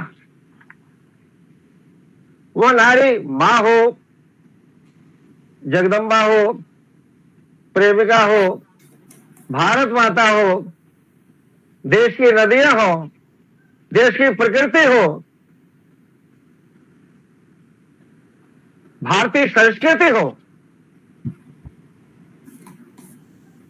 इस पुस्तक में सारी संवेदनाएं आपको मिलेंगी, सबके उदाहरण मिलेंगे। और मुझे तो लगता है हर कविता में आपका व्यक्तित्व दिखाई देता है। आप हैं जिसमें वैयक्तिकता होती है। Style is the man itself. शैली ही व्यक्तित्व है, ऐसा कहा जाता है। हर कविता में दीक्षित जी नजर आएंगे। कभी नायिका से बात करेंगे, कभी मां से बात करेंगे, कभी शारदे मां से बात करेंगे, लेकिन बीच में शारदे मां से यह भी मांग लेते हैं वो, जैसा कि उन्होंने कहा कि मैंने समस्याओं को देख करके संवेदना मेरे मन में आई है। लोगों की समस्याओं, देश की समस्या को देख करके मैं संवेदनशील बना। तो पहली कविता में भी कहते हैं सरस्वती वंदना, अपने लिए कुछ नहीं मांग रहे, किसके लिए मांग रहे हैं? मां श्वेत वस्त्र धारिणी, श्वेत वस्त्र धारिणी, हंस पर विहारिणी, बुद्धि और विवेक देती तू ही मात शारदे। देश और समाज की जो रचना है तार तार, भारतीय के रूप में आ इसको संवार दे। देश की समस्या। और हे मां के झूठे पत्ते धोने चाहिए, सोते फुटपाथ पर जो झूठे पत्ते धोने चाहिए, सोते फुटपाथ पर जो, और दीनहीन बंधुओं को मात तू दुलार दे। आप संवेदना देख सकते हैं, संवेदनशीलता, और संवेदना से ही का हर कभी संवेदनशील होता है। कविता का जन्म भी संवेदना से हुआ है। वियोगी हुआ होगा पहला कवि, हाथ से उपजा होगा गाता, उबलकर आंखों में चुपचाप होगी कविता अनजान। पहली कविता, प्रथम कवि। और आपकी हर कविता में करुणा है, और ऐसी करुणा की एक और कठोरता भी है। लेकिन आपकी कठोरता इतनी नहीं कि रौद्र रस बन जाए, वीर रस तो बन जाती है। आपकी कठोरता और आपकी कोमलता आ जाती है वहां, क्योंकि अति की कठोरता को भी आप ठीक नहीं समझते। मूलतः तो कोमल है हृदय, और कोमल कविता को आप देखिए कि पत्थर कठोर होता है, वज्रादपि कठोरानि मृदूनि कुसुमादपि। जब कवि को क्रोध आता है तो वज्र से भी कठोर हो जाता है, और वो शाप दे देता है, बहेलिया को दे रहा है, लेकिन कोमलता भी है दूसरी तरफ, उस हंसी की तरफ है। कोमल और कठोरता एक साथ है। ऐसे आपकी कविता में भी एक साथ, लेकिन मुख्य रूप से कोमलता है कि पत्थरों के जब लगती है चोट तब भी बिखर जाते हैं, क्योंकि कोमलता होती है उनसे दूर। नहीं सह पाते ठसक और टकराकर टूट जाते हैं। कोमल फूल चोट सहकर भी अपने अस्तित्व की रक्षा कर लेता है, क्योंकि संवेदना, सरलता और लचरता होती है, होता है उसका गुण लेजिस्लेटिव होता है। रोग शोक में भी हंसता है बाल शरीर। तो कोमलता, कोमल व्यक्ति कोमल हृदय का बहुत दिन तक शासन कर सकता है। कठोर व्यक्तियों को जल्दी हटा दिया जाता है। तो कोमलता, मृदुल कुसुमाता भी बहुत आवश्यक है। और आप जब क्रोध करते हैं, मेरे देश की भाषा के शत्रुओं पर क्रोध करते हैं। आज जो आवाज देश के संविधान के विरुद्ध आ रही है दक्षिण भारत से, तमिलनाडु से, और सिक्के का देवनागरी को हटा दिया, तो उसके लिए आपने पहले ही लिख दिया। आप लिखते हैं निज भाषा के स्वाभिमान का जिनको होता नहीं भान, उनके हृदयों में कब बनता देश धरा का पावन मान। ये उनके लिए संदेश है। देश के जो भाषा के दुश्मन हैं, सदियों से वह पाल रही है। देश धरा का पावन मान सदियों से वह पाल रही है। हम सब की अभिलाषा और मेरे देश की भाषा, बहुत सुंदर, मेरे देश की भाषा, मातृभाषा, राष्ट्रभाषा। और किसी देश की धड़कनें होती है, उसकी अपनी भाषा, एक धड़कनों की भाषा है। भरा नहीं जो भावों से बहती, जिसमें रसधार नहीं, धड़कनों की भाषा। देश प्रेम हृदय में होता है, संवेदनाएं हृदय में होती हैं, वो तो व्यक्त की जाती है। जैसे देश के शहीद बलिदान करके व्यक्त कर देते हैं, कभी देशभक्ति की कविताएं लिख करके व्यक्त कर देता है, कभी नवयुवकों को उत्साहित भी करता है, कभी अपनी संस्कृति की रक्षा भी करता है। जैसे कि हमारे देश की संस्कृति की रक्षा तुलसीदास जी ने की थी, और वही चली आ रही है। कुछ बात है कि हस्ती मिटती रही हमारी, सदियों रहा है दुश्मन दौरे जमा हमारा, और सारे जहां से अच्छा हिंदुस्तान हमारा। और दीक्षित जी भी कहते हैं ऐसी बात। वो कहते हैं हमें अनेक बार गया मिटाया, पर मिट न सके न गया हटाया। मंदिर मिटे, ग्रंथ धारा मिटाई, धर्म भी मिटाया, जमीन भी मिटाई, सब कुछ मिटा पिटा कर भी हम जिंदा हैं। हम फिर भी हम जिंदा हैं। कुछ बात है कि हस्ती मिटती नहीं हमारी। तो यह देखिए, देश के प्रति संवेदना है। और जिंदगी की भी बात करते हैं, राष्ट्र के बारे में भी सुना दी गई, कौम देश की मर्यादा। मैं सोचता हूं क्या बताऊं, अधिकांश बातें बता दी गई, लेकिन फिर भी बहुत सी बातें हैं। उनकी प्रेम की बात अभी करनी है मुझे। वंदे मातरम कविता है, दीक्षित जी का प्रेम कैसा है ये भी बताना है मुझे अभी। संवेदनाएं जो भूखे नंगे व्यक्ति हैं उनके प्रति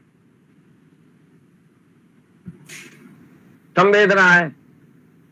कभी ही वो कुछ कह नहीं सकते, अपनी उनकी बात को पहुंचाता है, उनको आवाज देता है, उनकी आवाज बन जाता है।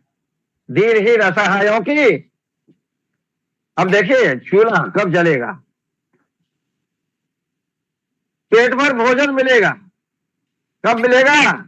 रिमझिम बरसाती में रनिया लाती बीन लकड़ियां, और बेच बीन कूड़े करवट को मां ले आती लहसुन धनिया।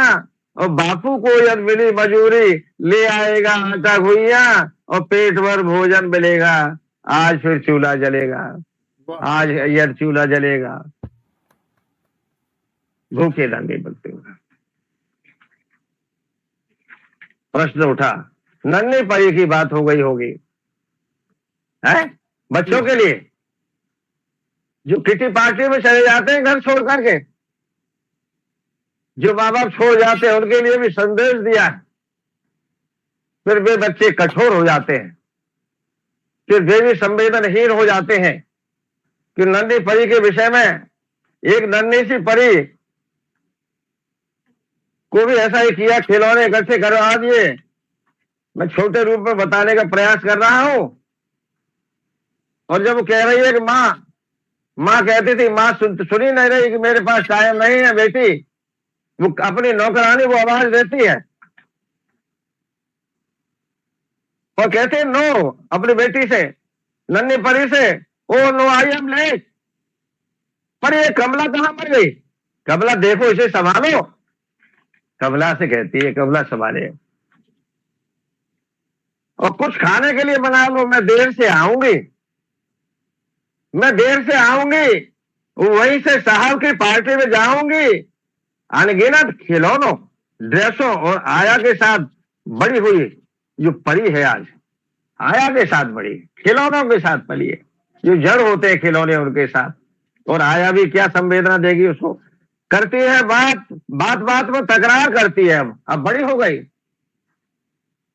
अब वो देखेगी अपने माँ बाप को, देख रही है। माँ की बढ़ती अकुलाहट, माँ हो जाती बूढ़ी।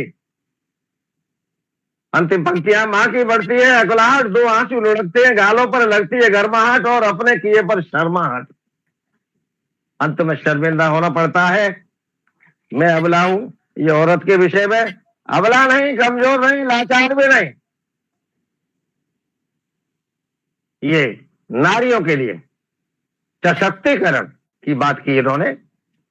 कैद मुट्ठी में मेरी, आज भी मेरी किस्मत, तेरी किस्मत, हे पुरुष तेरी किस्मत मेरी मुट्ठी में अब भी है। मैंने ही तुझे जन्म दिया है, मैं ही तेरी प्रेरणा हूं कि मैं अबला नहीं हूं, कमजोर नहीं हूं, लाचार भी नहीं हूं। कैद मुट्ठी में मेरी, आज भी तेरी किस्मत, क्या करूं, मां हूं, मां हूं मैं, मां हूं। और बहन हम सफर से रिश्तों में बंधी। सवाल यह है कि मैंने तुझे बनाया क्यों है? तुझे बनाया ही क्यों? तू मुझे कष्ट दे रहा है, अनाथ आश्रम भेज रहा है। इस संवेदना देखिए।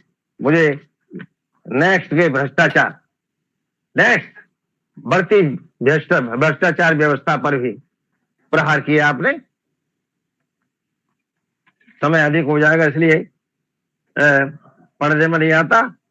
मिस्टर गुप्ता के लिए स्टेशन भी ऐसे दिए जाते हैं, कलेक्टर को नेता देते हैं कि जाओ तुम्हें बढ़िया देंगे, जहां बहुत माल मिले हमें भी देना। तुम बहुत सी बातें हो गई इस कविता में, अंतिम पंक्तियां पढ़ रहा हूं।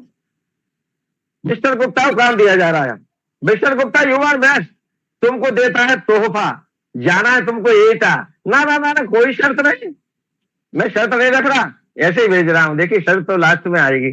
कोई शर्त नहीं, केवल कुछ लोगों को संरक्षण देना, कुछ लोगों को संरक्षण देना है, दुष्टों को। कौन से होंगे लोग वो? अपहरण लूटपाट को नोटिस नहीं लेना, ये ध्यान रखना है। जहां अपहरण हो, लूटपाट हो, बलात्कार हो, तुम कुछ मत कहना उनसे। अब बताइए, ये संवेदना देखिए। भट्टा मजदूर के बारे में बता दिया गया होगा। भट्टा मजदूर के साथ क्या होता है? उस पर भी एक और आक्रोश है आपका। उसके भोजन के लाले पड़ते हैं, उसकी बेटियों के लिए, उसकी बहू के लिए बेइज्जत किया जाता है ठेकेदार के द्वारा। उसके बारे में भी है। संवेदना देखिए कि उसकी कैसी माँ की स्थिति है कि दुर्मुख जो बेटी है खींचती है माँ के स्तनों को, पर एक भी बूंद नहीं कहीं से भी निकले। शराब के नशे में तो इज्जत तार करता, ठेकेदार विरोध करता। वो फिर हर सुबह ईंटें थापने की पहल जो बनाएगी देश की दीवारें और महल, पर बिका हुआ भट्टे का जो मजदूर है बिका हुआ है, हाँ में हाँ मिलाता है। कितना मजबूर है वो, ये हर रात मरेगा, हर रात मरना पड़ता है, बेइज्जती सहन करनी पड़ती है और हर सुबह जिएगा। तो ये भी बात हुई। और भी बहुत सी बातें हैं। मित्रता आपकी संवेदना में मुख्य है। जो न मित्र हो दुख होए दुखारे, तेरे बिलोकत पातक हारे। मुझे बता देना देर हो जाए तो। दीक्षित जी है। अब देखिए बस लास्ट में मित्रता की बात तो हो गई, क्यों और बताऊं? हो गई साहब, हो गई हो गई। हो गई। चलिए तो मैं प्रेम की बात बताता हूँ आपकी लास्ट में। प्रेम की बहुत है, प्रेम की बात, इनका रहस्य बताता हूँ प्रेम का। मैं सब लोग तैयार हूं सुनने के लिए। दीक्षित जी का प्रेम, आपका जो प्रेम है, दीक्षित जी आपकी नायिकाएं बहुत निष्ठुर रही हैं और मर्यादित प्रेम है। आपके प्रेम को देखकर मुझे लगता है कि छायावादी कविताएं जैसी हैं। आप छायावाद से प्रसाद जी से बहुत प्रभावित रहे। ऐसे सौंदर्य का वर्णन कहीं हंसती हुई नायिका का, नील परिधान बीच सुकुमार, खिलाओ मृदुल हरगोला अंग, खिलाओ जो बिजली का फूल, मेघवन बीच गुलाबी रंग। प्रसाद जी से मुझे ज्यादा प्रभावित लगे। आपका जो प्रेम है वो स्थूल नहीं है, सूक्ष्म है। उसमें कहीं साहित्यिक प्रेम है, सूक्ष्म प्रेम है। हर कविता में नायिका से बात करते हैं, लेकिन एक सीमा के बाद बात जिज्ञासा छोड़ जाती है कविता, और पाठक पढ़ करके एक सन्नाटा सा ये क्या हुआ दीक्षित जी के साथ है, ऐसा लगता है। प्रेम श्रृंगार भी मर्यादित है। तो मैं अंत में दीक्षित जी को बहुत बहुत बधाई देता हूं, और जो भी मुझे सुन रहे हैं मैं उनके लिए भी बहुत बहुत धन्यवाद करता हूं। और मंजू जी बहुत अच्छा संचालन कर रही हैं, उनके लिए भी बधाई देता हूं। बहुत बहुत धन्यवाद दीक्षित जी, बहुत बहुत धन्यवाद मंच।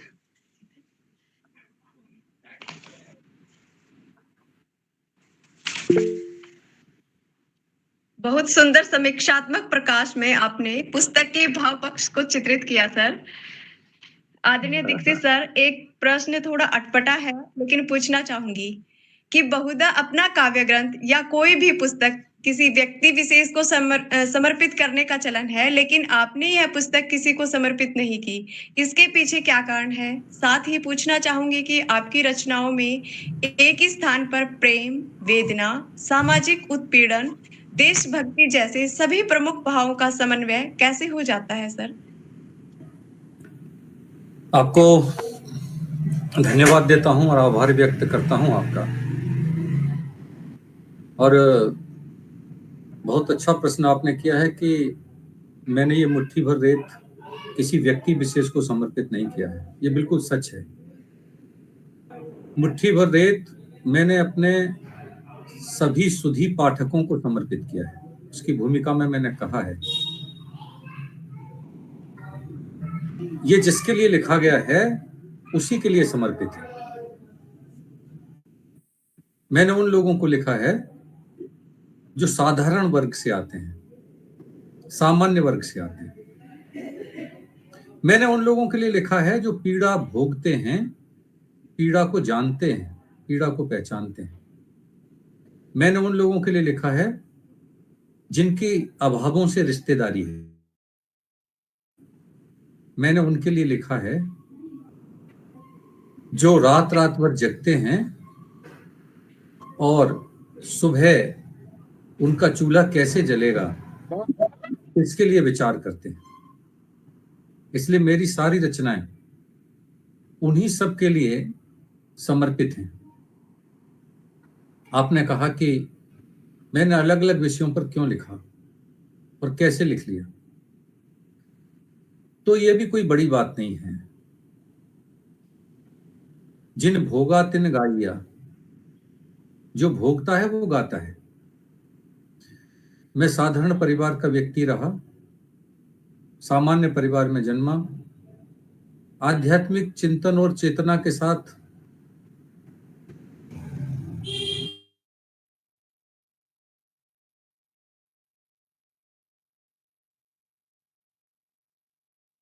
हम लोग सोते थे तो माताजी पिताजी ईश्वर की कहानियां सुनाकर ही हमें सुलाते थे।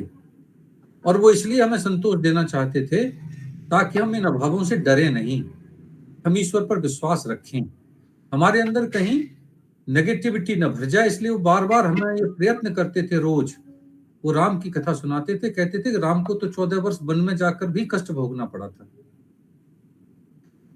वो विभिन्न प्रसंगों से हमारे को जोड़कर ये बताना चाहते थे कि कष्टों से डरने की जरूरत नहीं है, भगवान भी इन कष्टों से होकर गुजरा है।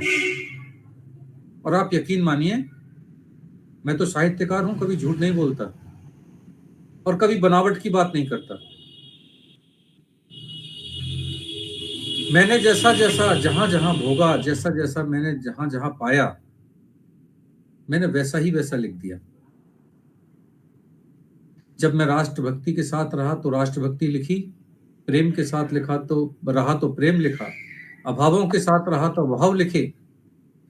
और जब देश के किसी भी कोने से किसी भी आहट को सुनता था तो अकुलाहट हो जाती थी और वह अकुलाहट कविता में बदल जाती थी। आज भी मेरा यही प्रयत्न है और मेरी इन कविताओं में नहीं, मेरी सभी कविताओं में जब आप पढ़ेंगे तो वही पीड़ा होगी। हो सकता है भाषा का सौंदर्य कम हो सकता है लयता कम हो, छंदबद्धता कम हो, लेकिन सत्य कम नहीं होगा। मेरी सारी कविताएं सत्य के बहुत करीब हैं। और आप देखिए, आपने एक सवाल किया था पहले ही मुझसे, तो आप मेरी कविता के आपने शीर्षक कैसे रखा, तो जरा 2 लाइनें, समय ज्यादा हो रहा है फिर भी इसको मैं बहुत संक्षिप्त करके समापन की ओर जाना चाहता हूं कि तकदीर में दिए की है जलना लिखा हुआ, तकदीर में दिए की है जलना लिखा हुआ और मुट्ठी के रेत का है फिसलना लिखा हुआ। लोगों ने जिनको प्यार से सहेजा संभल संभल, चुपचाप उनका आंख से बहना लिखा हुआ। ये जो सच है इसको मैंने हर समय एक भाषा देने की कोशिश की है, एक स्वर देने की कोशिश की है। और आप देखिए मेरी रचनाओं में जब भी देखेंगे, जिन बिंबों की बात आदरणीय शिल्पी जी ने की, तो उन बिंबों को आप देखेंगे तो उन बिंबों में वही सत्य आपको मिलेगा। ये कैसी अमावस है जो घटती नहीं अब तक, ये कैसी अमावस है जो घटती नहीं अब तक, अंधेरा आ रहा है अंधेरा आ रहा है आसमां में तुम नहीं आए। तो अमावस का प्रयोग अगर किया है तो जीवन में जितनी अमावस्यां आती हैं, अंधेरा आता है, उनका भी मैंने कोशिश की है कि मैं उनको उन्हीं प्रतीकों के माध्यम से लिखूं, जिन प्रतीकों के माध्यम से हम अपनी बात को बिना कहे हुए समझा सकते हैं, छोटे छोटे शब्दों में हम बता सकते हैं। इसीलिए मैंने कहा कहीं पर जिंदगी बिखरी हुई मोती सी लगती है और कहीं पर जिंदगी तन्हा पड़ी सोती सी लगती है। कोई चुनकर सजाता है, कोई मिलकर उठाता है, किसी को मिल गई शायद कहीं खोती सी लगती है, कहीं पर जिंदगी बिखरी हुई मोती सी लगती है। ये जिंदगी बहुत सारे कहानियों में बिखरी है, बहुत सारी संवेदनाओं में बिखरी है, बहुत सारी बातों में बिखरी है। और हम सब, मैं अकेला नहीं, आप सब भी चुन चुन कर उन पीड़ाओं को इकट्ठा करते हैं और अपनी कविताओं के विषय बनाते हैं। और इसलिए बनाते हैं ताकि पाठक इन रचनाओं को पढ़े और फिर समाज में हो रही विकृतियों को सुधार करने का प्रयास करे, अपने मन के अंधकार को भी दूर करने का प्रयास करे।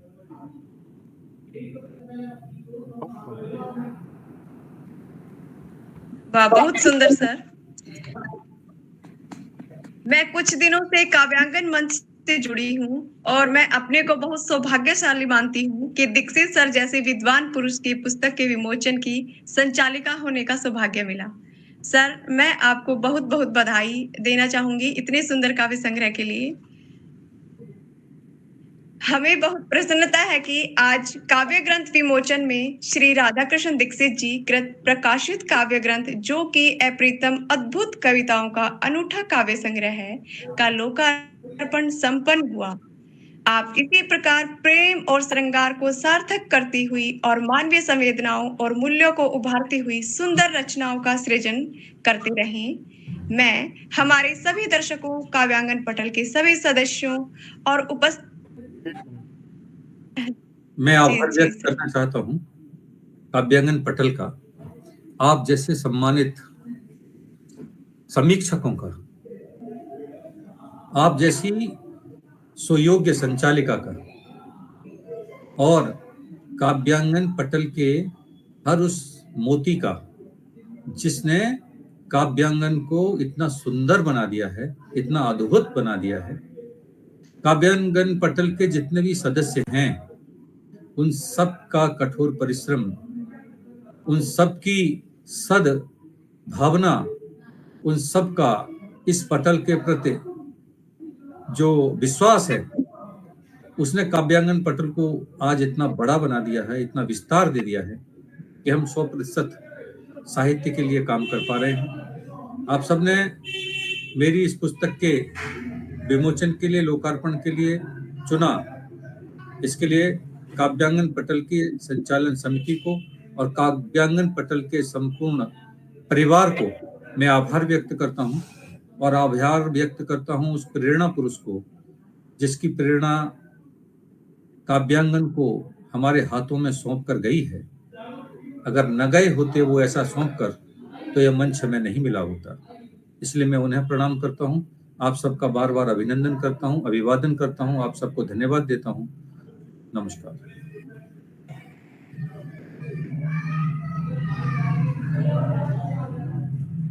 पटल के सभी सदस्यों और उपस्थित अतिथि मंडल की ओर से आपके उज्जवल साहित्य जीवन की कामना करती हूँ। काव्य गंगा में काव्य ग्रंथ लोकार्पण का यह कार्यक्रम निरंतर चलता रहेगा।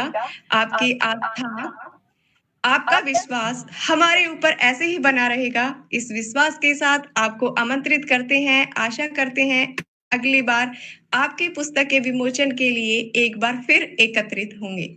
नमस्कार।